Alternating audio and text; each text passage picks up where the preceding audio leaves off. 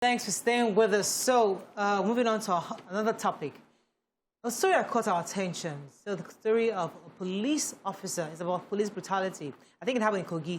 Nima, give us a summary of what happened, and then we'll take it from there. Police personnel attached to the Adogo division on patrol duty on the Adogo Kene Road reportedly extorted 25,000 naira from a passenger and also brutally assaulted a young man on the same bus. And this video trended because, fortunately, on the team, one of the officers, all the others didn't have their name, but this particular one had his name and the video carried it.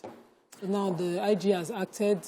I know Frank Mba has given a press statement on this, saying that it's been investigated. But it was important for us to discuss it because obviously the anniversary of NSAS is on Wednesday, and the issue of police brutality is still front burner, and it's something that we continue to talk about. So this man saw a laptop, assumed automatically that, you yada yahoo, and he's like, I'm a student, I use it for my assignment. And he refused to listen to the police officer, and then walked the young man to the ATM to withdraw 25,000 naira.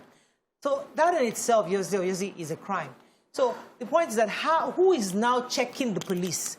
Who is ensuring that all the demands that were made last year are met? Who is ensuring that the police officers are being checked? So I'm happy that they are investigating this one. But who knows about the ones that are happening tomorrow, that happened yesterday? We don't know about these things. Not everything that gets to the papers. So what are your thoughts on this issue of police brutality? I think when we talk about... I wish when we talk about this topic, we're talking about improvements that we have seen. But the truth is that we can't. We're not there yet. It's as if the Nigerian police is not prepared or is not ready to do the work that it needs to do to better carry out its responsibilities.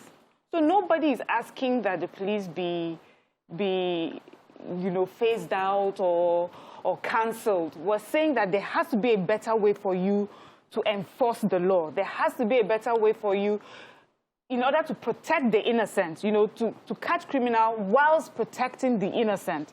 We cannot have you going on the streets and just packing up everyone and brutalizing everyone in the name of trying to enforce the law.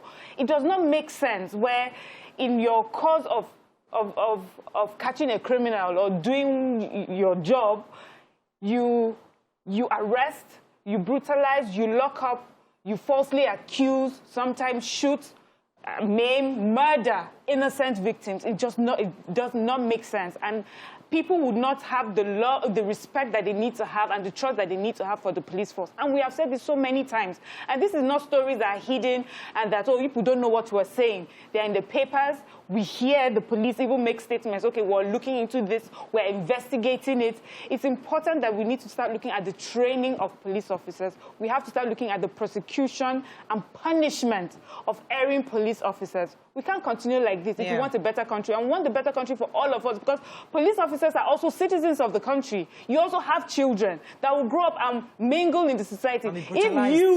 Because your child's name will not have son of this police officer. He'll be walking on the street, so another person may stop him and treat him badly because the police is meant to do that. So we need to do better, especially as we're coming towards the 1-year anniversary. Yeah, let me let you first for a second. Okay, so talk about your initial thoughts. It was anniversary of NSAS. It was NSAS, because people felt like, okay, SARS was like this team that is brutalizing people. But it was just like, it was an arm of a body that has a lot of rots within it. Because now, this person that created that attack, this person that extorted a young Nigerian, is not of the SARS unit. They disbanded that unit. It is about the corruption within the system that has not been decisively dealt with.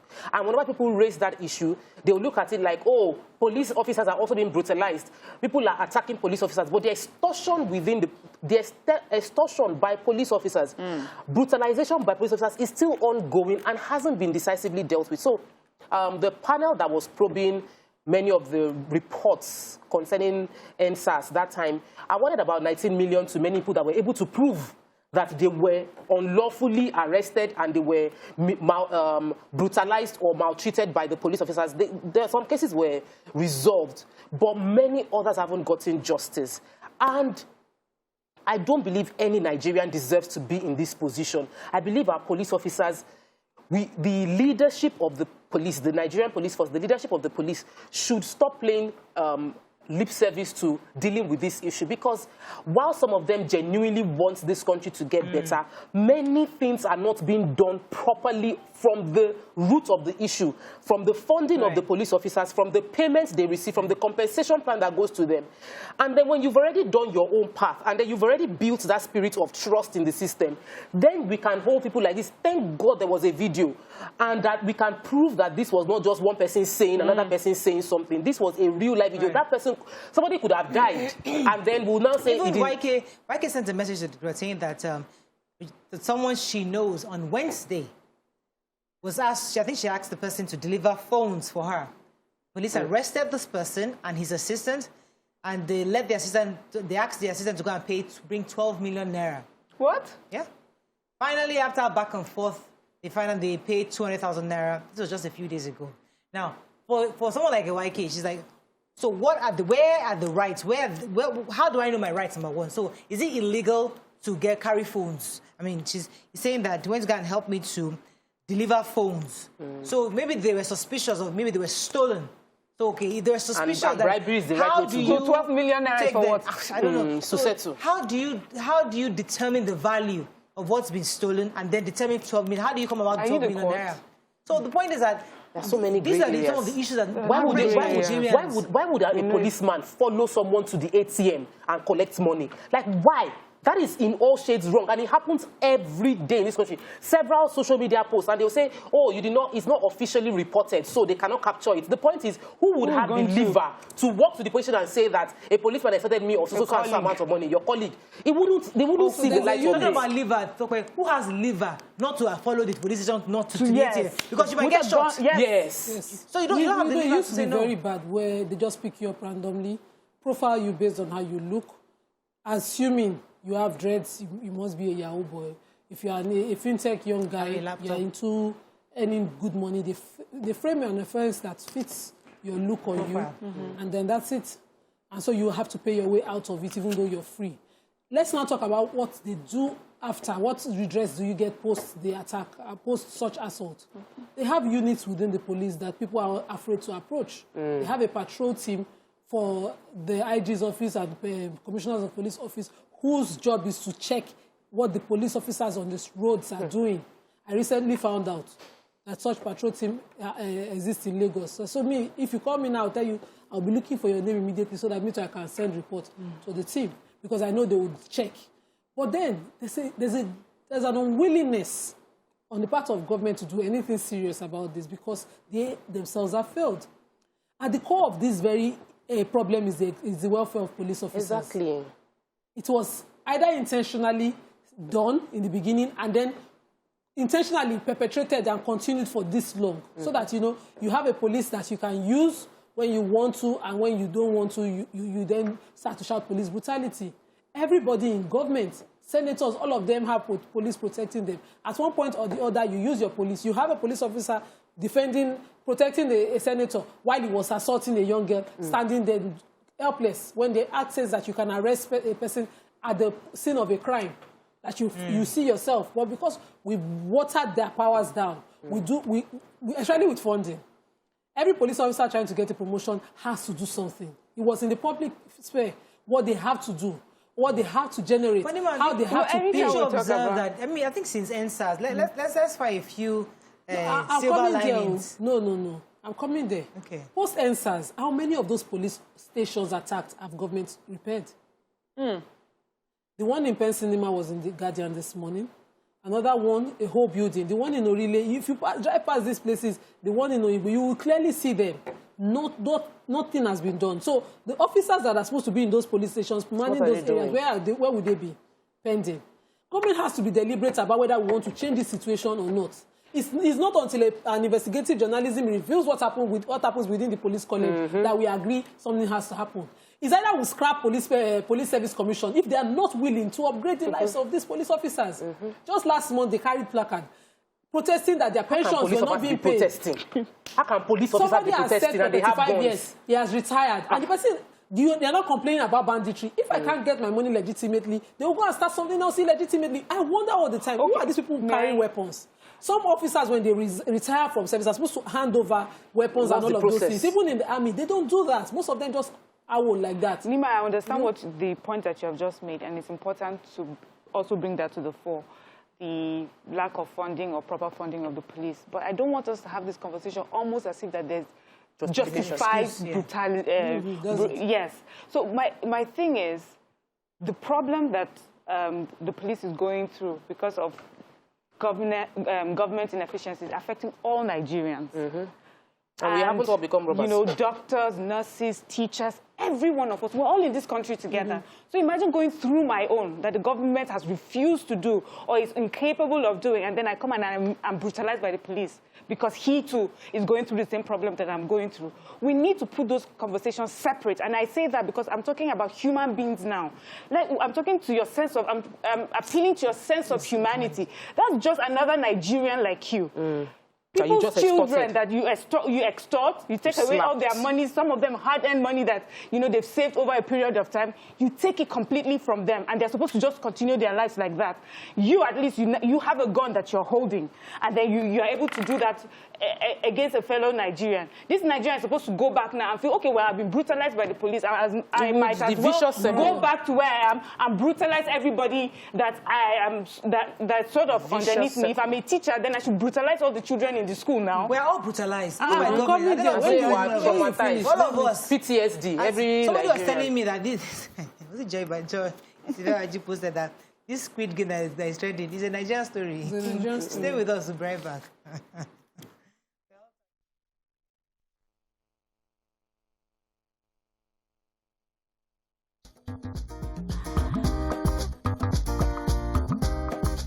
Stay tuned. Your View will be right back. Thanks for staying with us. We're still discussing police brutality, and I'd like to get Nigerians to call in. You can call us on 081-270-53687, 091-390-76948. You can also send us messages on YouTube and Facebook. We'll be happy to read your messages because this is a Nigerian story and Nigerian experience, and we'd like to hear people's vision. Yes. So we, the people of Nigeria, like Mariah said, we should all, this is how we should address ourselves. Yes. We, the people of Nigeria, we all have grouse with the government on how things are being managed, and we shouldn't be the ones to hurt ourselves more.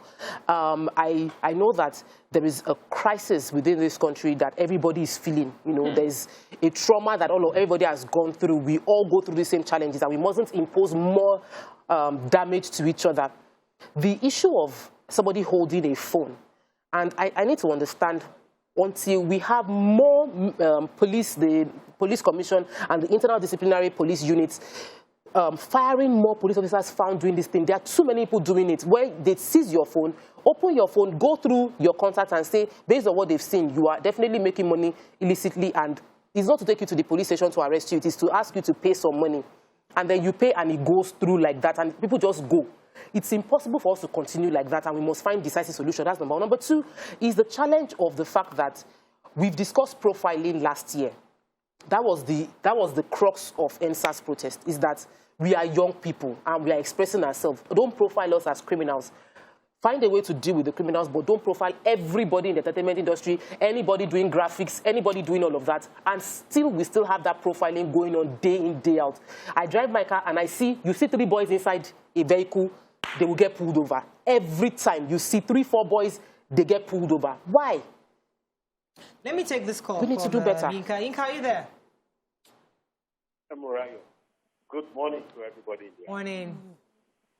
Can I beg to differ, please? Yes. Let me start by saying, for Nigerians to get better, it will start from the police. Are you with me? Yeah.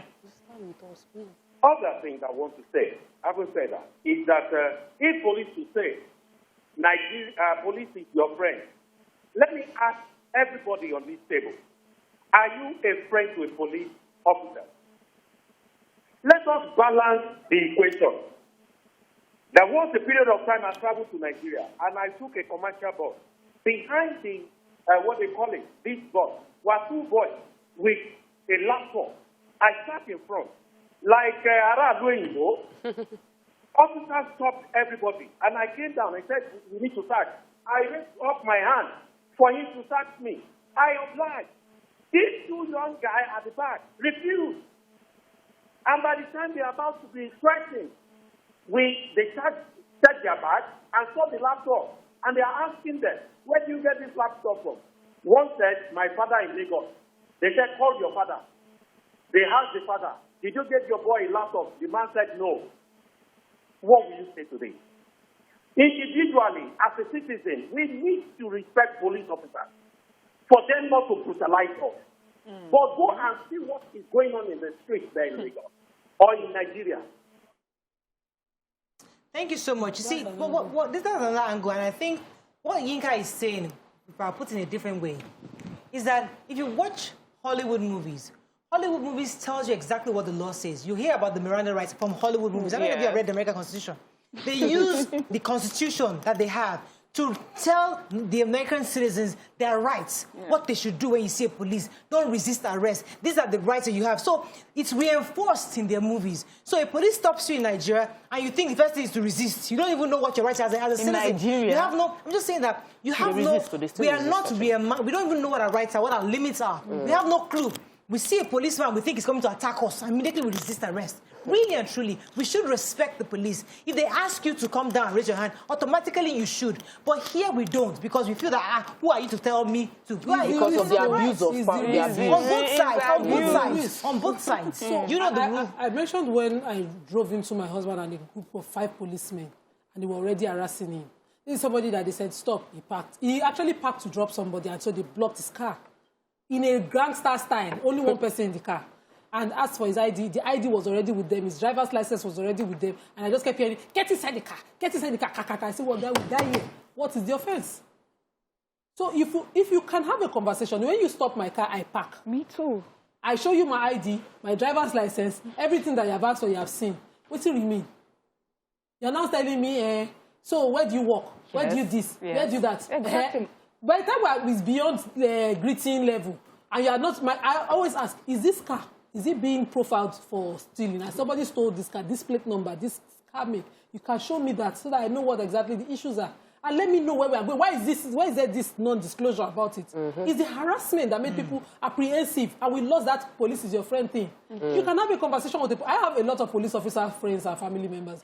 I have a conversation with them, no big deal. But the people on the road that have Nigeria has happened to them. So, everybody's aggressive, everybody's angry. No. See, every time. The truth is, it is not justified that a police officer does what they do. Yeah. But what is happening now is failure of government and deliberate intention of government to leave them where they are. To leave them as they are. Right. And only use them when he pays them. If a police officer gets their welfare and they are well remunerated, what you simply do when a report like that comes, you make an example. The way they profile people on the news, to profile the negative police officer and what the consequence was. Let me take this call when I come to Miriam. Austin, are you there? Yes, I'm there. Good morning. Live. Go ahead, please. Okay. It's good to get along to you ladies. I've been trying to reach you for a very long while now. Thank you. Anyway, it's not all the time you see bright ladies discuss national issues intelligently. I mean, I do this program. Just that I'm at home now. I'm coming from Enugu, so I'm sitting at home. Thank you. That's why I'm having the privilege to Thank you, Austin. Thank you. Thank you. Talking about the police brutality is something that is like a vicious circle. I have an experience with one police officer one day I was traveling. You know, he flagged down our vehicle and he came down. After searching, he was just wasting our time deliberately for no reason. And there was a man, an old man who was traveling with us, and the man couldn't care it any longer. He started asking the police officer, why are you doing this? Why are you wasting our time? Oh, well, what happened? So sorry. Okay, messages, yes. So for me, I need people to help me understand this. There's this particular spot. Every time I drive past it, 2 or 3 of them will just file onto the road. And there's this anger, like, stop. You've done it Monday. You did it Tuesday. You did it Wednesday. I'm like, oh, God, it's me. You stopped me yesterday. I mean, don't you recognize me? You stopped me. He said, maybe in another set. I'm like, what exactly about this car? Because every time you ask me, I bring out, because all my papers are in an envelope. I just hand it over to you. Sometimes when they just see that envelope coming, with anger, I will be going. Because how do you have all your papers complete? So for me, I don't want to just accuse them just for accusing sake. I need to understand, why do you stop someone over and over again, the same for asking for the same papers? What are you looking for? Thank you. And sometimes some of them you would ask, anything for us? Do you understand? In fact, those ones are the ones that are even playful. Nicer. They would not... after they've looked at your papers, then they'll be like, anything for us this afternoon, and then they'll turn it into a joke. And some of them will come in, you know, hoping that you do not have your papers so that they can drag you somewhere and then you can give some money to them. So that's what I face every day, and that's me. When I used to join buses, when I was much younger, you are going from one place to the other, traveling maybe from home to school. You know that your bus driver or the taxi driver will stop many times paying at police checkpoints. And you from your understand? pockets. Yes, and now the police officer, the drivers don't even argue. They already have their money, just waiting to give it to them. So if the police officer is even supposed to be there to catch a criminal understands that all I have to do is just make sure I have enough money to just put it and go away. We need to do better in the police. We need to train them better at government. There was one incident on the last week Sherry Road while I was in school. And this car, according to the report, would pass every day, but she would have money to pay the police officer. So they did a change of police officers. And she was stopped and she was like, no, I will see you later. And the new one said, no, I don't know you. Yes. Open your boots, only for them to find small children that had been kidnapped. My goodness. In the boots. So if you fail, the system continue to fail like that, things will continue to happen. We can't push our police officers to the point where dignity is no longer part of them. The uniform is so abused. No, but Nima, you look at them. I see some police officers inside the sun, and I feel there's this compassion. Like these people, this man looks haggard. He's beaten. He's burnt. He's black. He's sweating. And I look at him and I'm like, why are they putting them under? Why are you treating human beings like this? Who would want their own child to be like this? This is not fair. You know, there's some basic things you need to do. There are shades that you pray for them. Most of them are forced to stand in that sun and make that kind of living. Because government, of course, again, don't want to provide... So that cycle happens continuously. We don't want to give it as an excuse for the bad behavior. Let me take this call from Chinyere. Chinyere, are you there? Okay, good morning, Mariah. Good morning, you're live. Can I read them? Okay, I just want to make a contribution concerning this topic people are discussing this morning regarding police and its brutality. And one thing that we all Nigerians believe is that when police officer stops you on the way, he didn't stop you because he wants to do his job. They always have an ulterior motive. Their intention is always to make money from you. They don't have the interest of the citizens at heart. They are not interested in protecting you. They are only out there to fill their pockets. And this is as a result of the establishment of police commission. I've spoken with a police officer who has served as a sergeant for 17 good years without promotion. Why? What do you expect from such a police officer? How do you expect him or her to survive? Most of them, their salary are being slashed. And when they complain, they will tell them to go to Abuja to go and sort it out. So most of them are angered. Most of them are pouring their anger on innocent citizens of this country. Traumatized, and then you traumatize other people. I'm angered, though.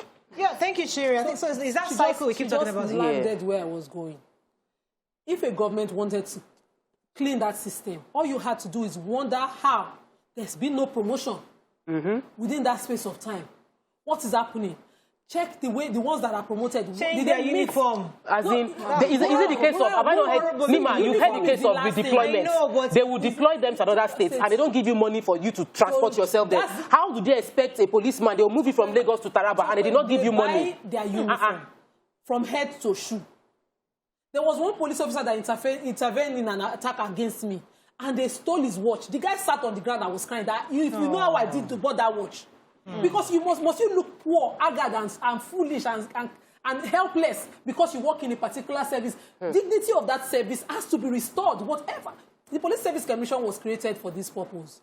In those days when roadblocks and 2020 naira was an insult, every police officer was demanding it from transporters. Now they get more. They brought this police service commission. This kind of protest NSAS and all of that brought the police service commission as a solution to come and clean up the corruption in the police system. Is it clean today? Somebody has to be questioning if this thing is not serving. What will happen? How will an average police officer standing in the sun love standing in the sun? Let's take a few messages. 17 years without promotion. We ordinary Nigerians are in big trouble. They say every uniform operative should wear body cam, and all the issues will be resolved. Any arrest made in the field should be recorded from the moment of first approach till arrest. It's just glaring that government and authorities are unwilling to solve this matter, because how difficult can it be to procure these technologies that would enhance transparency and curb corruption? Attire for Niger matter. Somebody is saying that he's accusing all police force of being robbers. The IGP knows, and that they target and report back to their bosses. It's a total disgrace. This is an allegation. Sunflower says the issues are endemic. Unfortunately, there's no consequences for their actions publicly. The issue with the police will continue. Akata says, at the time Police Service Commission starts recruiting men into the force, because that's the time with BSc. That's the time the police force will be better, because illiteracy is the order of the day with our Nigerian police officers. But if you're going to employ people with BSc, you will not pay them the sort of money that you're paying them and treating them the way they are treated. The police barracks is, we know the state that place is in. Yes. I wonder the type of schools that their children are supposed to go to. I understand all that, but this is a problem that we are all going through. We cannot keep. Have you been to a regular government parastatal? You enter it, you see it and you see that nobody cares about it. You know, as tiny or minuscule as the issue of aesthetic is in the scheme of things, there's a difference. So I mean, I'm just using this to juxtapose the fact that we have absolutely no thinking of maintenance, care of people, property, and even infrastructure. We don't. When we had the CEO of TVC came in and started planting flowers, when you come into TVC today, you're like, wow. Because there's something about how there's dignity in that, oh, this is an office, this is where I work. The same thing, go to the police station. There's no dignity in that, this is my office. It looks horrible. So it's from every single level, from every level, from what you're wearing, how you look, your maintenance, where you work, your vehicles, everything. It's just the word that comes to mind is not good for TV. And that's the same thing with the police vehicles. So you see them, they will launch new vehicles, and then in the next few months, everything is all broken down. I know a few police stations that were donated. And if you go there, you will see the difference. How long? When you have private investigators, they were burnt. The one in Orile. Okay. If you private investors or private institutions like some big names, you know, decided that this police station near our office should just be upgraded. So they decided to donate the building, put in the ACs and all of that. You don't see the police officers in those units. Every police officer, I know one until say, madam, you don't know somebody in that. Say, help me now. I say, I don't know them. Yes. You know, they want to go to that better place that has dignity. So it is still government who has the time to budget money to monitor WhatsApp calls, which is also good, but don't have time. Yes, to monitor. I'm appealing. I understand that things are tough, but please don't make it any tougher for us. Fellow Nigerians, me, I have a younger brother. Force. Every time he goes out, I'm worried. He's a younger brother that has to work with laptop. I am worried because we hear stories every time. I've had people send me messages saying they mention the places where they stop them just because they're driving a car and he's a young man or he's a young boy. We need to do better. Please, as a mother, that's what I'm asking. Yes, a Nigerian boy. Driving a car. I have a laptop. Says, every uniform operative, uniform or not, should wear body cam. All these issues will be resolved. Any arrest made in the field should be on record from the moment. We are still talking about record. Body cam, you go to the judicial system, it will now take 2 years to prosecute. So it's that cycle. You even have video evidence. Mind, you start with the mind. If we didn't get a video of what happened in Kogi, this would have gone. Yeah, but what would happen afterwards?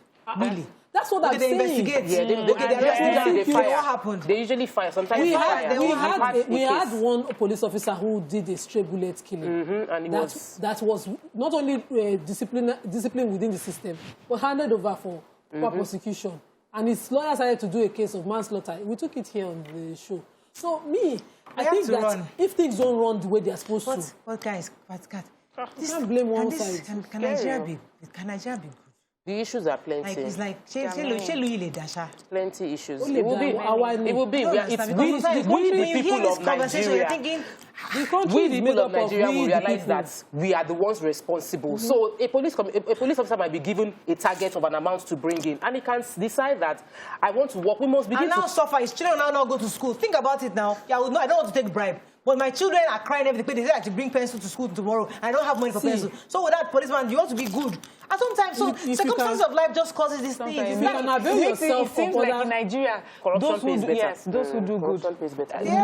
They lose out. People that do good lose out. If you can avail yourself certain government housing, if government housing were truly low cost, if government schools were truly standard, you'll be able to manage with your salary within. But when your cost of living continues to go up and what your earning power is not 15,000 naira. We have to run. That's all we can take. It's back to your table. I cannot greet government on this matter. You have to pay. Have a lovely day.